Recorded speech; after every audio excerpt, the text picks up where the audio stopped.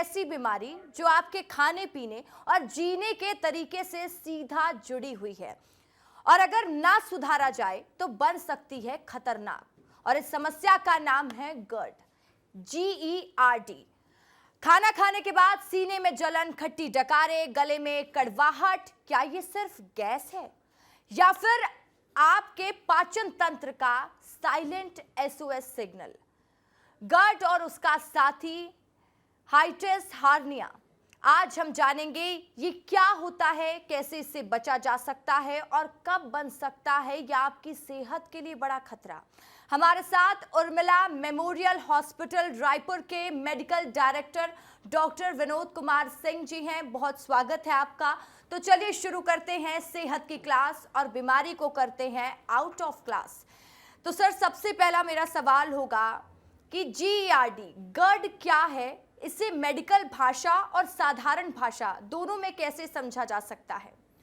देखिए, GERD का full form है गैस्ट्रो इसोफेजियल रिफ्लक्स डिजीज़। ये पहले होता है GER, gastro oesophageal reflux. Gastro oesophageal reflux में क्या होता है कि हमारे पेट के अंदर जो एसिड या चीज़ें रहती है वो हमारे गले में और हमारे आहार नाल में बार बार आती हैं। पेशेंट को छाती के पास जलन, पेट में पेट फूला फूला लगना, ये सब रहता है। अगर ये समस्या हफ्ते में 1-2 बार होती है, नॉर्मल है, सबको होता है रिफ्लक्स। बट अगर ये समस्या हफ्ते में 2-3 बार हो रही है और कई हफ्तों तक लगातार हो रही है, तब इसको GERD से ये GERD में कन्वर्ट हो जाती है। तब इसको हम कहते हैं गैस्ट्रो इसोफेजियल रिफ्लक्स डिजीज़। जी सर, आपने कहा कि GERD से GERD में कन्वर्ट हो जाती है। GERD और GERD में अंतर होता है क्या? GERD का मतलब है गैस्ट्रो इसोफेजियल रिफ्लक्स। ये अमूमन हर आदमी को कभी ना कभी वो करने के लिए मिलता है। कभी आप ज़्यादा हैवी खाना खा लेते हैं, रात में आपको थोड़ा सा रिफ्लक्स होता है। अमूमन ये चीज़ें नॉर्मल पब्लिक में होती रहती हैं, मगर अगर ये हफ्ते में 2 से 3 बार हो रहा है और कई हफ्तों तक लगातार हो रहा है तो ये GERD जो है ये GERD में कन्वर्ट हो जाता है। गैस्ट्रो इसोफेजियल रिफ्लक्स डिजीज़ कहा जाता है उसको। जी, GERD होने के मुख्य कारण क्या होते हैं डॉक्टर साहब? ये दर्शक भी जानना चाहते हैं। क्या ये सिर्फ खाने की आदतों से जुड़ा होता है या लाइफस्टाइल और जेनेटिक फैक्टर्स भी इसके लिए जिम्मेदार होते हैं? देखिए, GERD का बहुत सारे कारण होते हैं।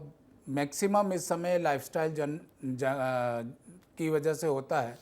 अब इसमें कई लोग जो स्मोकर्स होते हैं उनमें GERD होता है। कई लोग जो एंटी हाइपरटेंसिव ड्रग्स लेते हैं, एलर्जिक ड्रग ले रहे हैं या एंटी साइकोटिक ड्रग लेते हैं, उनमें भी होता है। कई लोग ऐसे हैं जो जिनका वज़न एकाएक बढ़ा है, उनमें होता है। प्रेग्नेंट वुमेन में भी होता है, ठीक।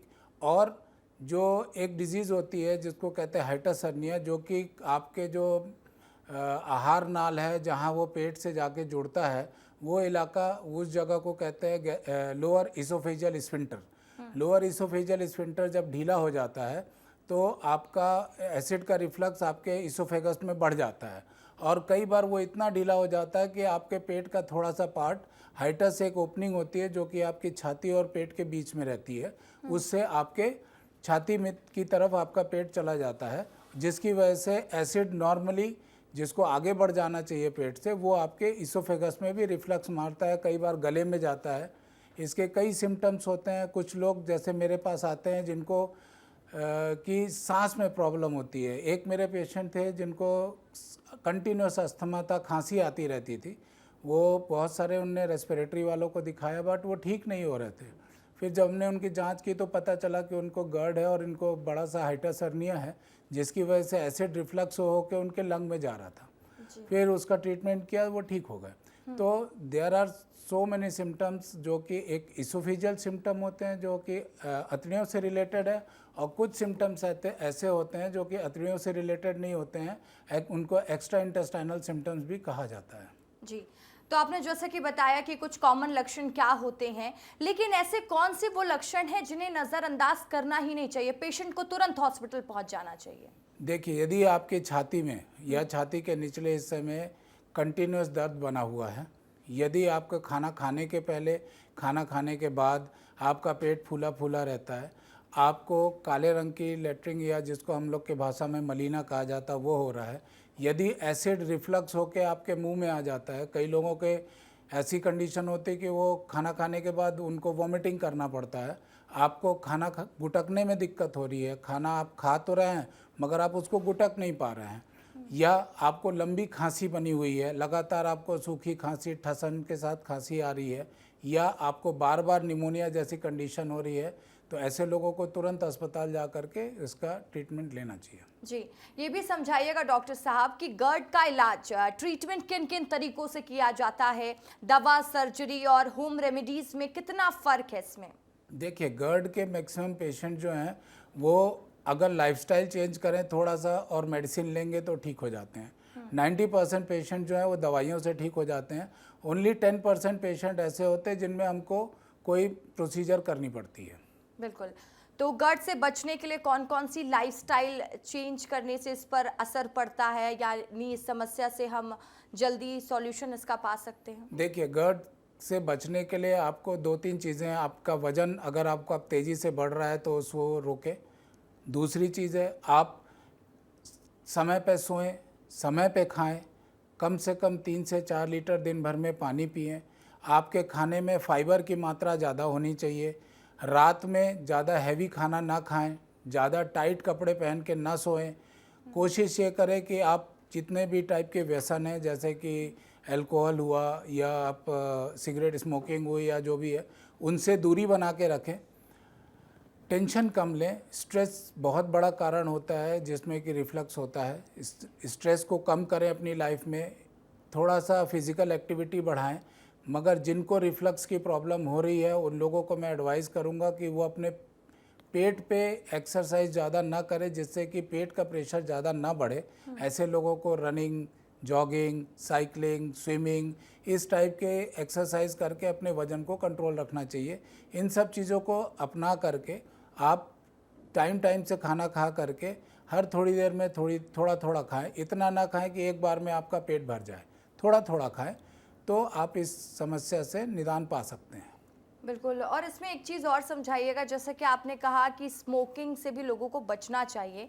जो स्मोकर्स होते हैं वो अक्सर ये सोचते हैं कि इससे ज़्यादा से ज़्यादा नुकसान फेफड़े को पहुंच सकता है, ये दिमाग ही नहीं लगाते हैं कि पेट में भी इसका नुकसान हो रहा है। साथ ही इसको भी समझाइएगा कि कितना नुकसानदायक होता है। और जो रेडी टू ईट पैकेट्स आजकल आ रहे हैं कि आप उसको 5 मिनट में पका सकते हैं, तो क्या GERD के लिए ये भी जिम्मेदार होते हैं इस तरीके की फूड पैकेजिंग? जी बिल्कुल जिम्मेदार होते हैं। पहले अपन लेते हैं स्मोकिंग में। स्मोकिंग में जो निकोटीन होता है वो आपके इंटेस्टाइन की मोटेलिटी बढ़ाता है, साथ ही साथ वो आपकी मसल्स को रिलैक्स करता है। तो ऐसी कंडीशन में आपको रिफ्लक्स के चांसेस बढ़ जाते हैं। स्मोकर्स को कफ और ये सब बहुत होता है, तो उससे आपके एब्डोमिनल प्रेशर बीच बीच में बढ़ता रहता है, उसकी वजह से भी होता है। और हाइपर एसिडिटी कंडीशन होती है, एसिड का सिक्रीशन ज़्यादा होता है। तो ये तो हो गया स्मोकर्स के लिए। अब जो पैक्ड फूड हम लेते हैं, तो फूड को प्रिजर्व करने के लिए प्रिजर्वेटिव यूज़ किए जाते हैं।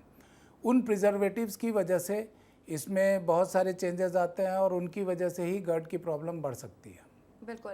तो चलिए, हमने GERD की बात तो कर ली, अब हाइटस हार्निया पर भी बात कर लेते हैं। हाइटस हार्निया क्या होता है और ये कैसे बनता है? सबसे बड़ा सवाल तो यही है। देखिए, हाइटस एक ओपनिंग होती है जहाँ से आहार नाल आपके छाती से होते हुए पेट के अंदर आती है। ये ओपनिंग 2 मसल रहते हैं जिनको हम लोग क्रूरा कहते हैं, और यहाँ पे एक वॉल्व मैकेनिज्म रहता है जो कि प्रिवेंट करता है हमारे एसिड को आपके खाने के मतलब आहार नाल के अंदर में जाने से। तो अगर ये हाइटस वहाँ पे हर्निया होना मतलब वो जगह ढीली हो जाना, और हर्निया का मतलब होता है कि जो नॉर्मल चीज़ है वो एबनॉर्मल जगह पे पहुँच जाए। मतलब कि आहार नाल की जो हाइटस की जो ओपनिंग है उस ओपनिंग से होके आपका स्टमक थोड़ा ऊपर आपकी छाती में घुस जाए, तो इसको हम हाइटस हर्निया कहते हैं। जी। तो सर, क्या GERD और हाइटस हार्निया का आपस में कोई संबंध होता है? क्या ये एक दूसरे का कारण बन सकते हैं? बिल्कुल। हाइटस हर्निया की वजह से लोअर इसोफेजियल स्फिंक्टर जो होता है वो लैक्स हो जाता है, जिसकी वजह से एसिड जो होता है नेचुरली आपके स्टमक से आपके इसोफेगस में जाने लगता है।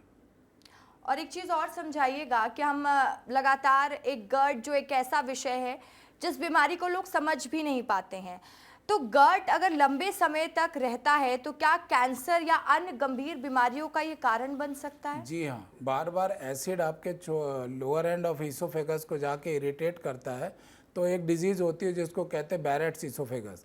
बैरेट्स इसोफेगस एक प्री मैलिग्नेंट कंडीशन होती है, मतलब कि कैंसर की शुरुआत मतलब जहाँ से कैंसर शुरुआत होता है वो कंडीशन होती है। अगर ज़्यादा दिन तक ये कंटिन्यू रहती है तो वहाँ की जो म्यूकोसल लाइनिंग होती है उसमें चेंजेस आ जाते हैं और वो कैंसर में कन्वर्ट हो सकता है। ये बताइएगा डॉक्टर साहब कि GERD के मरीज को किस स्टेज पर डॉक्टर से तुरंत संपर्क कर लेना चाहिए? देखिए, GERD के मरीज अमूमन क्या होता है कि अपने आसपास की क्लिनिक में जाते हैं और जा करके वहाँ एसिडिटी की दवाइयाँ ले लेते हैं।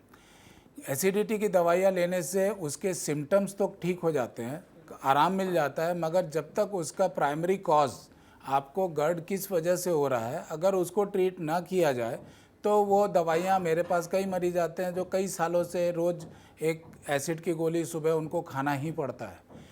तो अगर ये बीमारी ऐसी है कि आपको, जैसे मामून हमको बुखार आता है तो हम एक पैरासीटामोल की दवाई खाते हैं, बुखार उतर जाता है। ऐसा तो नहीं कि हम लगातार पैरासीटामोल खाते हैं। तो यदि आपको रोज़ उस चीज़ के लिए दवाई खाना पड़ रहा है, मीन्स कि वो जो प्रॉब्लम है आपकी, उसमें आपको जा कर के एक हॉस्पिटल में और किसी अच्छे जो भी डॉक्टर हैं उनसे आपको मिल करके इसका समाधान निकालना चाहिए और उसकी जांच करानी चाहिए। बिल्कुल डॉक्टर साहब, जैसे कि आपने बताया कि लोग इसको गैस समझकर डॉक्टर के पास चले जाते हैं, एसिडिटी की दवाई ले लेते हैं, तो आप जो दर्शक इसको देख रहे हैं इंटरव्यू को, उन्हें ये समझाइएगा कि GERD और गैस अलग अलग चीज़ है क्या? कि ये गैस GERD में ही एक सिम्टम्स है कि उसमें गैस जैसा भी फील होता है, एसिडिटिक फील होता है? जी, गैस जैसा ही फील होता है GERD में, बट GERD और गैस थोड़ा डिफरेंट है। गैस में क्या होता है, एसिड का हाइपर सिक्रीशन होता है, आपको गैस्ट्राइटिस होती है, आपको मतलब उसको हम लोग पेप्टिक अल्सर डिजीज़ कहते हैं। मगर GERD इज जिसमें जब एसिड का रिफ्लक्स आपके इसोफेगस में होने लगे तब इसको हम GERD कहते हैं। और जो एसिडिटी, नॉर्मल एसिडिटी जिसको हम कहते हैं, उसमें रिफ्लक्स नहीं होता, वो आपके पेट में ही रहता है। इसमें आपका जो पेट का एसिड या कंटेंट है वो आपके आहार नाल के अंदर जाने लगता है। जी, तो ये भी बताइएगा कि उर्मिला मेमोरियल हॉस्पिटल में GERD और पाचन से जुड़ी बीमारियों के लिए कौन कौन सी विशेष सुविधाएं उपलब्ध हैं? देखिए, इसके लिए हमारे पास पूरी टीम है और पूरी सुविधाएं उपलब्ध है। इसके लिए कई जांच होती है, उसमें एक एंडोस्कोपी होती है, फिर इसोफेजियल मैनोमेट्री करना पड़ता है। कई पेशेंट को 24 आवर पीएच इम्पीडेंस मॉनिटरिंग करना पड़ता है। ये सब जांच करने के बाद हम इस नतीजे पे पहुंचते हैं कि इस मरीज को हमको दवाई से ठीक करना है या इस मरीज को हमको सर्जरी करनी पड़ेगी।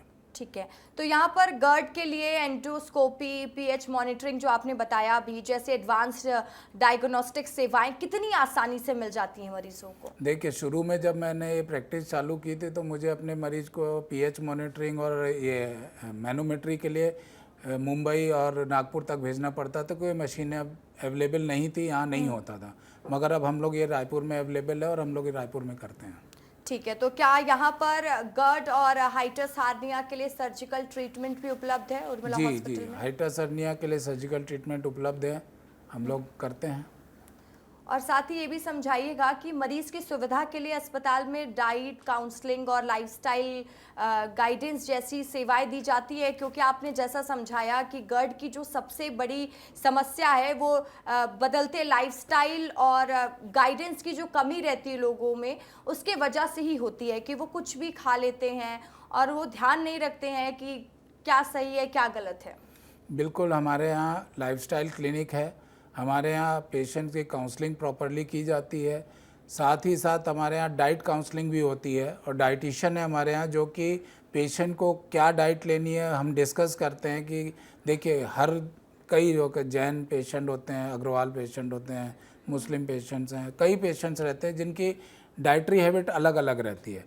तो उनकी डाइटरी हैबिट या जो वो खाते हैं उनमें से क्या क्या चीज़ें वो खाएंगे जिससे वो इनसे बच सके या इन चीज़ों को मैनेज कर सके, तो हमको वो देखना पड़ता है।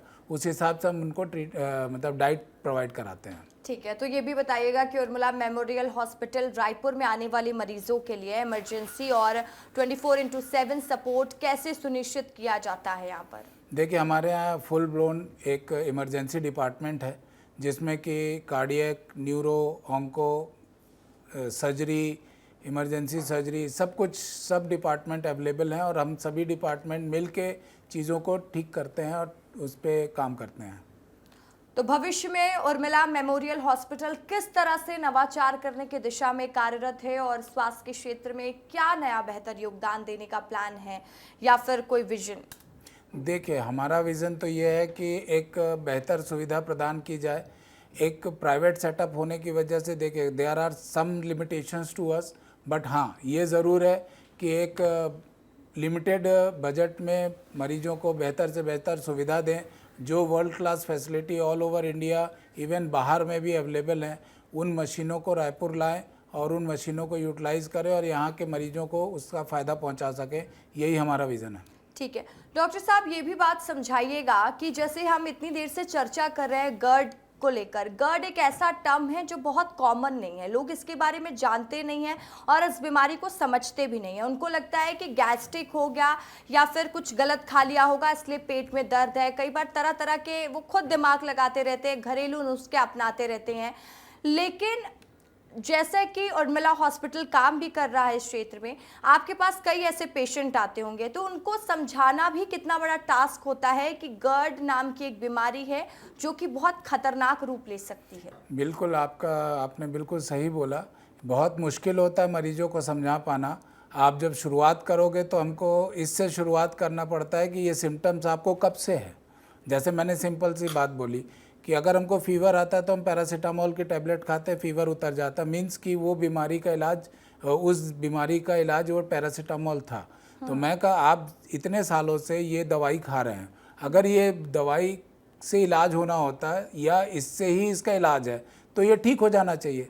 अगर ये ठीक नहीं हो रहा मतलब आपको कुछ ना कुछ तो प्रॉब्लम है। और जो भी साथ में लेके आता मैं उनसे बोलता हूँ कि आप इनसे पूछे इनको प्रॉब्लम है क्या। अगर इनको प्रॉब्लम नहीं है तो आपको है, तो देयर मस्ट बी समथिंग, कुछ तो गड़बड़ है आपके अंदर, जो चीज़ें चल रही, तो आप प्रॉपर जांच कराइए और उस हिसाब से अपन उसका ट्रीटमेंट करेंगे। बिल्कुल, तो कोई ऐसा पेशेंट जो आपके पास आया हो वो मानने के लिए तैयार ही ना रहा हो, अगर ऐसा कोई एक्सपीरियंस, ऐसी कोई कहानी आप शेयर करना चाहेंगे, क्योंकि उससे दर्शक कनेक्ट कर पाएंगे, क्योंकि कई बार हम देखते हैं कि लोग मानने के लिए ही तैयार नहीं होते हैं। मेरे पास एक बार एक पेशेंट आया था जो कि खाना खाता था, खाना खाने के बाद उसको ना घबराहट होने लगती थी। आफ्टर मील वो रात जब भी वो खाना खाता था उसको घबराहट होती थी। उसके बाद कई कार्डियोलॉजिस्ट को दिखाया, उसने छाती वाले डॉक्टरों को दिखाया। तो मेरे एक फ्रेंड कार्डियोलॉजिस्ट है, उनने मेरे पास भेजा, बोले विनोद मेरे को ये किसी भी एंगल से कार्डियक पेशेंट नहीं लग रहा, तो आई थिंक तुम इसको एक बार देखो क्या है। तो जब वो पेशेंट आया, मैंने एंडोस्कोपी की उसकी, फिर उसका सीटी स्कैन कराया, तो मैं देखा कि he is having a very large hiatus hernia और उसका आधा पेट जो था वो उसके छाती के अंदर घुसा हुआ था। तो जब वो खाना खाता था तो पेट भर जाता था, जब पेट भरता था तो उसके हार्ट को दबाता था तो उसको घबराहट होने लगती थी। तो फिर मैंने उसको ऑपरेट किया और उसके बाद वो पेशेंट बिल्कुल ठीक है। तो देखिए कई बार होता है कि हम सोच रहे होते हैं कि बीमारी कुछ और है, बीमारी कुछ और निकलती है। जैसे कि आपने समझाया भी कि गर्ड की कई अलग अलग समस्याएं होती है, घबराहट भी हो सकती है, खांसी भी आ सकता है, खाना खाने के बाद वॉमिटिंग जैसा भी लग सकता है।